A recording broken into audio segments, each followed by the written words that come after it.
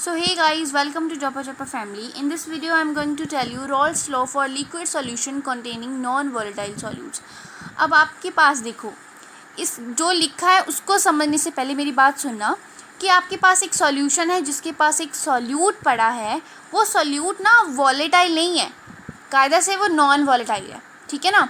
क्या बोला मैंने कि आपके पास एक सॉल्यूशन है, सॉल्यूशन के में एक जो सॉल्यूट है वो वॉलेटाइल नहीं है, वो नॉन वॉलेटाइल है। आपने पिछली वीडियो में देखा था, एक रॉल्ट्स लॉ था, उसमें हमने बोला था कि सॉल्यूट वॉलेटाइल है। वॉलेटाइल मतलब वो वेपर प्रेशर में जाने वाला है। पर यहाँ पे आप देख रहे हो कि आपके पास जो सॉल्यूट है दैट इज़ नॉन वॉलेटाइल है। देखो क्या होगा, नॉन वॉलेटाइल का मतलब कि वो वेपर फेज में जाने के एबल नहीं है, ठीक है।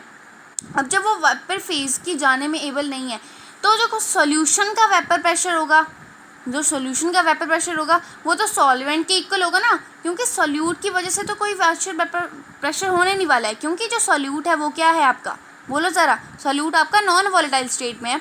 सो ये लिखा गया है कि जो वेपर प्रेशर ऑफ सॉल्यूशन होगा ना will be equals to vapour pressure due to the solvent only. ये देखो मैंने स्टार में भी लिखा है, very important line, vapour pressure due to the solvent only. जो आपका वेपर प्रेशर होगा वो सिर्फ सॉल्वेंट की वजह से होगा, सॉल्यूशन का। क्यों ऐसा क्यों होगा? क्योंकि आपका सॉल्यूट क्या है, नॉन वोलेटाइल। Very good.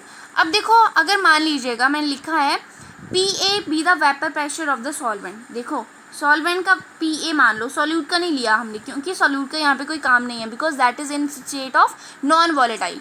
सो सॉल्वेंट का ले लो आपने PA एज वेपर प्रेशर ले लिया, ठीक है, और जिसमें सॉल्यूट आपका नॉन वॉलेटाइल है, और X से उसका मोल फ्रैक्शन ले लिया आपने, ठीक है। इस तरह से आपने कर दिया। अब आपने क्या देखा था पिछले वीडियो में कि रॉल्ट्स लॉ क्या बोलता था कि जो पार्शियल वेपर प्रेशर होता है वो डायरेक्टली प्रोपोर्शनल होता है मोल फ्रैक्शन के। सो हमने यहाँ पे वही लिखा है, PA directly proportional to XA। हमने डायरेक्टली प्रोपोर्शनल का हटाया साइन और इक्वल में हमने क्या लिखा, P0A। P0A stands for pure, आपका जो प्योर सॉल्वेंट होगा ना उसका वेपर प्रेशर होगा। देखो मैंने लिखा है यहाँ पे P0A stands for partial vapour pressure of solvent, P stands for partial vapour pressure of solution. अब गाइज आप यहाँ पे देख रहे होंगे कि मैंने यहाँ पे तो PA is equals to P0A X से लिखा था, बट यहाँ पे मैंने P is equals to P0A X से लिख दिया, क्योंकि ध्यान से सुनना, क्योंकि सॉल्वेंट जो है वो सिर्फ सॉल्वेंट की वजह से ही वेपर प्रेशर होने वाला है। यहाँ पे वेपर प्रेशर सिर्फ सॉल्वेंट की वजह से होने वाला है, सॉल्यूट का कोई काम नहीं है। सो हमने PA लेने की बजाय हमने P ले लिया, क्योंकि वो पूरे सॉल्यूशन का है। सो P stands for partial vapour pressure of solution, ठीक है जी। सो ये था आपका रॉल्ट्स लॉ। रॉल्ट्स लॉ किसकी वजह से? For liquid solution containing non volatile solvent only, sorry solvent नहीं, सॉल्यूट, ठीक है। सो अब देखो नेक्स्ट, मैंने आपको ये रॉल्ट्स लॉ के बारे में बता दिया। अब देखो मैंने कुछ यहाँ पे लिखा गया है, ठीक है।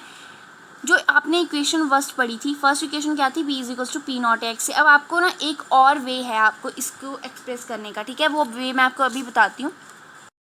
अब आपका जो ये P है ना, P इसको एज इट इज़ रखो। अब ये जो P0 है इधर है ना, इसको क्या कर दो, नीचे ले आओ, मल्टीप्लाई में डिवाइड में हो जाएगा, इज इक्वल्स टू X से आ गया, ठीक है। अब दोनों साइड, लेफ्ट हैंड साइड भी राइट हैंड साइड भी 1 से माइनस कर दो।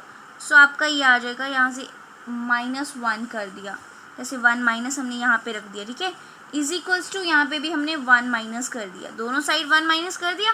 अब यहाँ पे आपको पता है आपने एलसीएम लिया, नीचे क्या आ गया, P0A, ऊपर आ जाएगा आपका P0A माइनस P, सिंपल आपका मैथमेटिशियन है, इज इक्वल्स टू आ जाएगा, आपको पता है 1 माइनस एक्स ए क्या होता है, आपने मोल फ्रैक्शन में पढ़ा था, 1 माइनस एक्स ए होता है XB, ठीक है ना।